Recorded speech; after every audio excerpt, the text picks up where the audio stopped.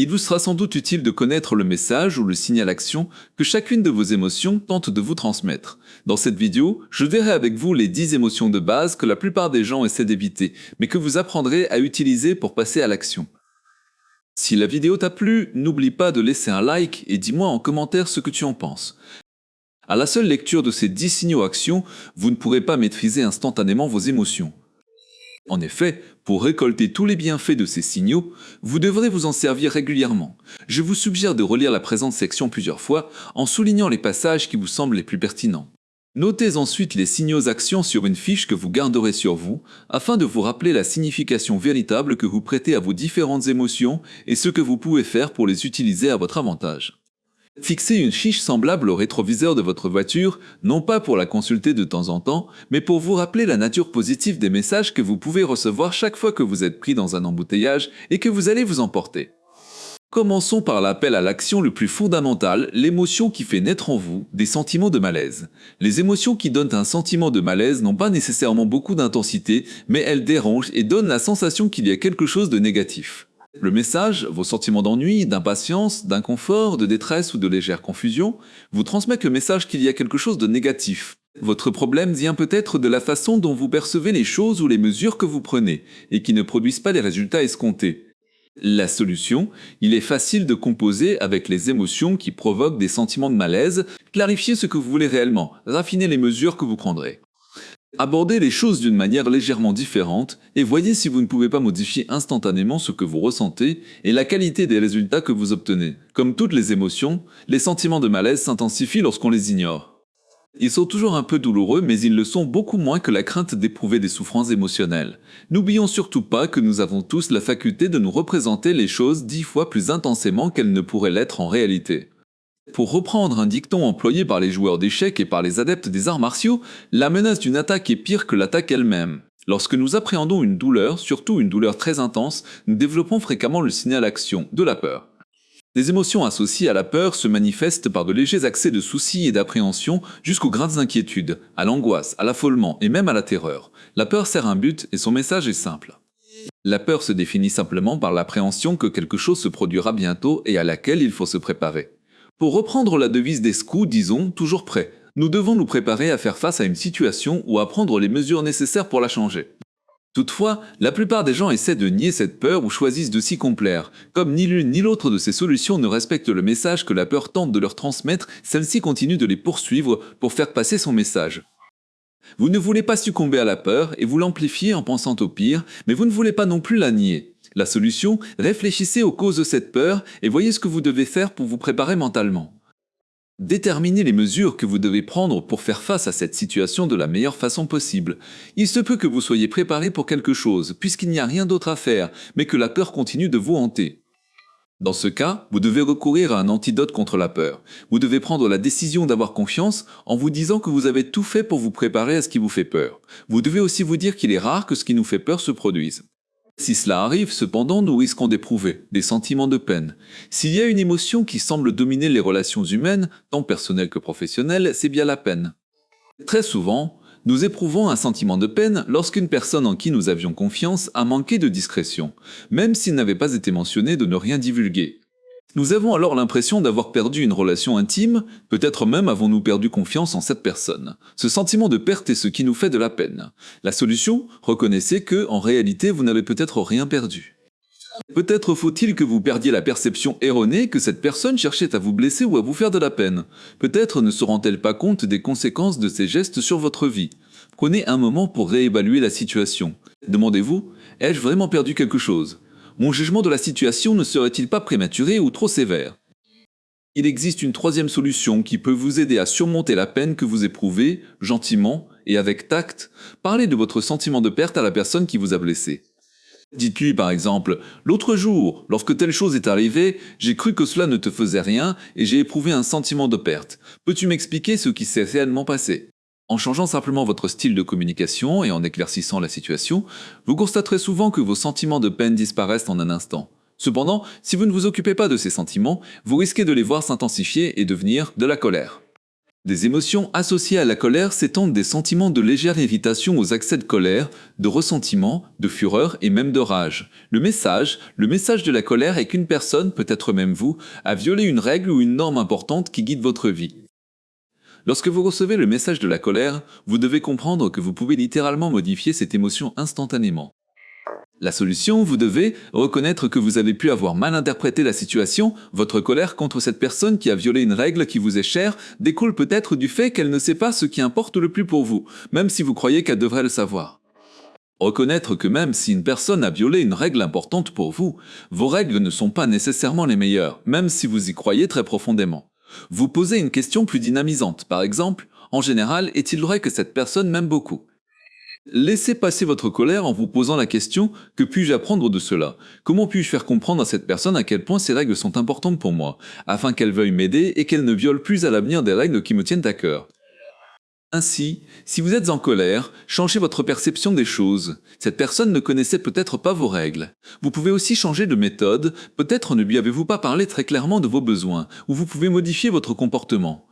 Soyez plus direct, cet entretien est confidentiel. Promettez-moi de n'en parler à personne, c'est vraiment très important pour moi.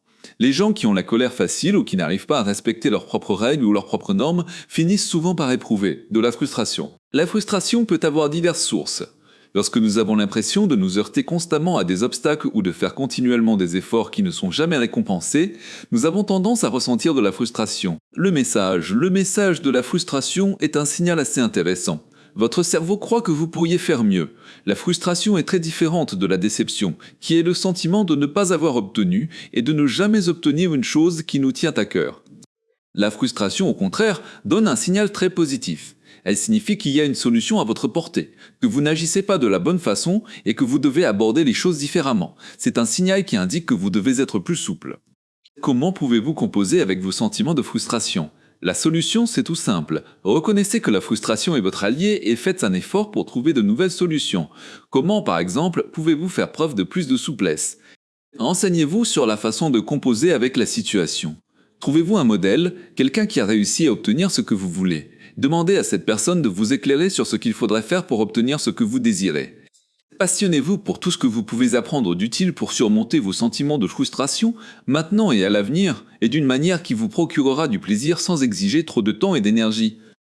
La frustration n'a vraiment rien de difficile si on la compare aux sentiments qui découlent. La déception peut devenir une émotion très destructrice si vous tardez à vous en occuper. La déception est le sentiment intolérable d'avoir été abandonné par quelqu'un ou de n'avoir pas atteint un objectif. Vous éprouvez de la déception lorsque vous vous sentez triste ou vaincu parce que vos attentes demeurent insatisfaites.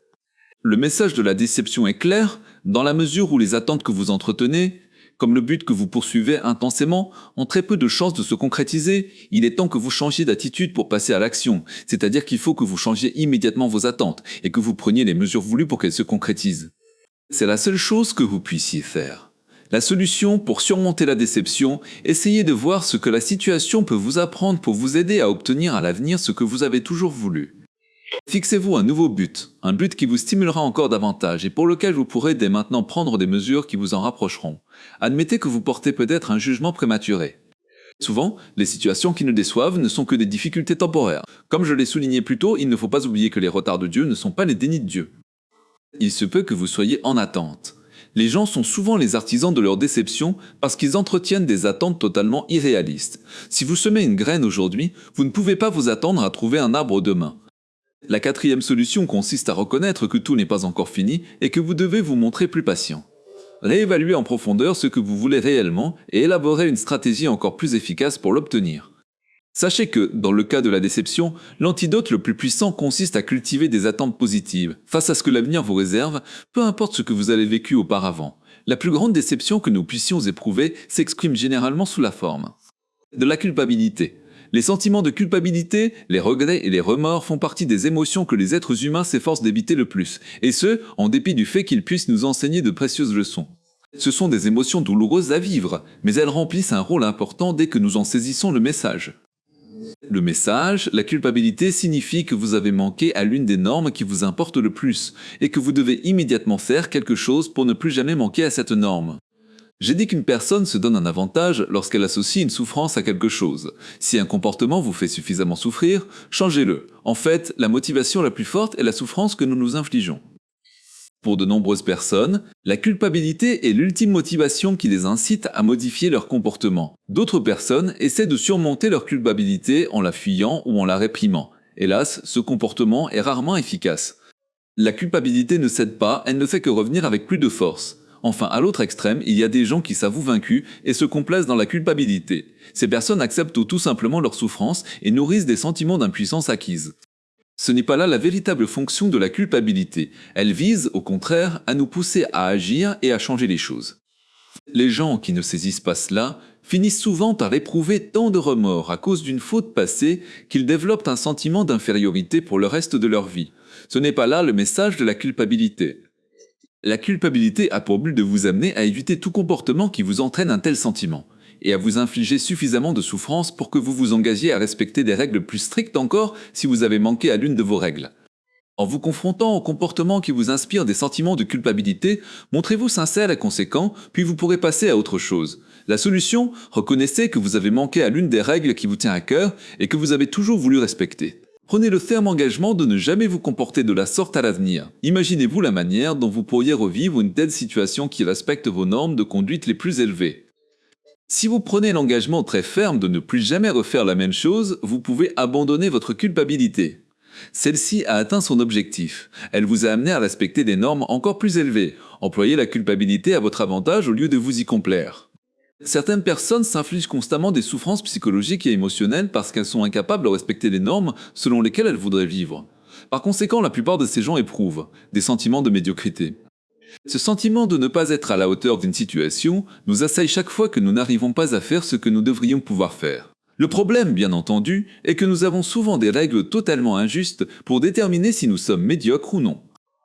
Mais commençons d'abord par considérer le message que les sentiments de médiocrité tentent de nous communiquer. Le message véhicule est que vous ne possédez pas à présent le degré de compétence nécessaire pour effectuer la tâche qui vous attend. Vous avez besoin de plus d'informations, de compréhension, de stratégie, d'outils et de confiance en vous-même. La solution, demandez-vous simplement, est-ce vraiment l'émotion que je devrais éprouver dans cette situation? Suis-je vraiment médiocre ou devrais-je modifier ma perception des choses? Peut-être avez-vous réussi à vous convaincre que pour vous sentir à la hauteur, il faudrait mieux chanter ou mieux danser que Michael Jackson. Dans ce cas, vous avez fort probablement une perception erronée de ce que vous êtes. Si vos sentiments sont justifiés, le message de la médiocrité vous signale que vous devez trouver un moyen de mieux réussir. Et dans ce cas, la solution est simple. Lorsque vous ne vous sentez pas à la hauteur, appréciez ce message d'encouragement. Dites-vous que vous n'êtes pas parfait et que vous n'avez nullement besoin de l'être.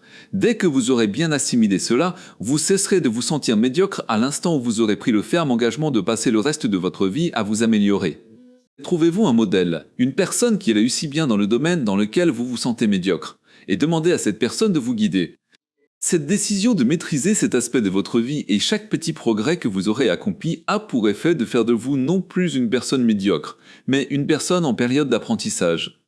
Cela est important, car les gens qui se sentent médiocres ont tendance à tomber dans le piège de l'impuissance acquise, c'est-à-dire à se convaincre que, dans leur cas, le problème est insoluble, il n'y a pas pire mensonge, vous n'êtes pas médiocre. Peut-être manquez-vous de formation ou d'expérience dans un domaine particulier, mais vous n'êtes pas médiocre. En vous sommeille une aptitude à vous faire remarquer dans un domaine quelconque. Lorsqu'on commence à croire que les problèmes sont permanents ou qu'ils sont partout ou trop nombreux pour pouvoir être réglés, on a tendance à éprouver des sentiments d'accablement. Le chagrin, la dépression et l'impuissance ne sont que l'expression de nos sentiments d'accablement. Le chagrin s'empare de nous lorsque nous n'arrivons pas à attacher de signification dynamisante à un événement ou encore lorsque des gens, des circonstances ou des forces hors de notre contrôle influent négativement sur notre vie. Les gens en proie à des sentiments d'accablement ont l'impression d'être dépassés par la situation et de ne rien pouvoir y faire pour s'en sortir. Leur problème est trop grave, il est permanent, profond et personnel. Ils se laissent sombrer dans cet état d'esprit chaque fois qu'ils ont l'impression de ne pas pouvoir faire face à tout ce qui les attend. Ils se sentent dépassés par leurs sentiments. Le message, les sentiments d'accablement signifient que vous devez réévaluer ce qui compte le plus pour vous. Vous vous sentez accablé et dépassé parce que vous essayez de vous occuper de trop de choses en même temps, de tout changer du jour au lendemain. Les sentiments d'accablement perturbent et détruisent plus de vie que toute autre émotion. La solution, vous devez rapidement développer le sentiment que vous pouvez exercer un certain contrôle sur votre vie. Cela n'a rien de compliqué. Parmi tout ce dont vous avez à vous occuper, décidez sur quoi vous avez à vous concentrer le plus. Notez ensuite toutes les choses qu'il vous importe le plus de réaliser, puis classez-les par ordre de priorité. Le simple fait d'aborder le premier élément inscrit sur votre liste, puis continuer ainsi jusqu'au dernier vous permettra d'adopter un certain rythme. Votre cerveau se rendra compte que vous avez la situation en main, que vous ne vous sentez plus complètement dépassé, que votre problème n'est pas permanent et que vous saurez toujours trouver une solution. Lorsque vous jugerez que le moment est venu d'évacuer une émotion accablante, le chagrin par exemple, concentrez-vous sur ce que vous pouvez contrôler et prenez conscience qu'il doit bien y avoir une signification dynamisante quelque part, même si vous ne la voyez pas encore. Notre estime de soi est souvent liée au contrôle que nous exerçons sur notre environnement. Lorsque nous nous créons un environnement psychologique qui nous submerge de trop de demandes intenses ou simultanées, nous nous sentons accablés et dépassés. Cependant, nous avons le pouvoir de changer la situation en nous concentrant sur ce que nous pouvons contrôler et en procédant par étapes. L'émotion que la plupart des gens craignent le plus cependant est ce sentiment d'isolement, que nous appelons aussi de la solitude. Tout ce qui nous donne le sentiment d'être seul, isolé et coupé des autres est synonyme de solitude. Avez-vous déjà réellement souffert de solitude? Je ne crois pas qu'il y ait une personne au monde qui ne se soit jamais sentie seule. Le message que vous transmet la solitude est que vous avez besoin de liens avec les autres. Mais que signifie ce message? Les gens tiennent souvent pour acquis qu'il s'agit de rapports sexuels ou d'un sentiment d'intimité instantané avec quelqu'un. Par la suite, ces personnes sont frustrées parce qu'elles se sentent encore seules même lorsqu'elles vivent une relation intime.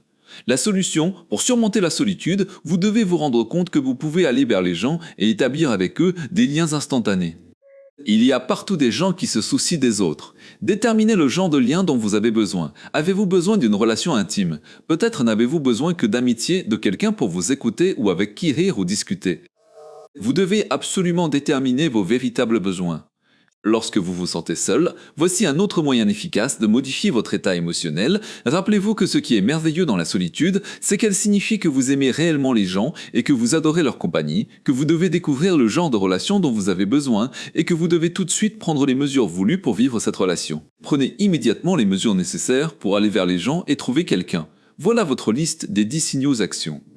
Comme vous pouvez le constater, chacune de ces émotions vous offre des messages dynamisants et vous exhorte à modifier vos perceptions erronées et paralysantes ou vos méthodes inadéquates, c'est-à-dire votre style de communication ou votre comportement.